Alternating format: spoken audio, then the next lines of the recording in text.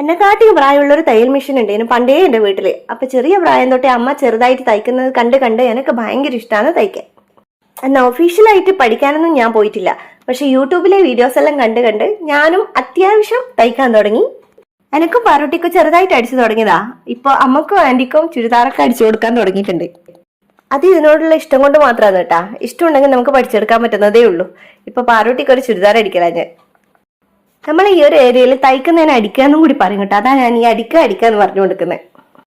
എന്നെക്കാട്ടി പ്രായമുള്ള ആ മെഷീൻ എടുത്തു കൊണ്ടുവന്ന് അടിക്കാൻ അത്യാവശ്യം പഠിച്ചതിന് ശേഷം നിജോട്ടൻ എനിക്ക് പുതിയ മെഷീൻ വാങ്ങി തന്നതായത്. അങ്ങനെ അധികം ടൈമൊന്നും എടുക്കാണ്ട് പാറോട്ടിക്കുള്ള ചുരിദാറിങ് തയ്ച്ചെടുത്തു. ഡാൻസ് ക്ലാസ്സിനുള്ളത് യൂണിഫോം ആയത്. മോനോട്ട് മാങ്ങ തിന്നലാട്ടാ. വൈകുന്നേരം ചക്കയും ചായയെല്ലാം കുടിച്ച് അടുത്ത കലാപരിപാടിക്ക് തുടക്കം കുറിച്ച് ബുക്കിന് കവർ ഇടുന്ന സ്കൂൾ തുറക്കലായില്ലേ. അപ്പൊ ഇങ്ങനെയൊക്കെയാണ് എൻ്റെ ഓരോ ദിവസങ്ങളും. അപ്പൊ ശരി, ബൈ ബൈ.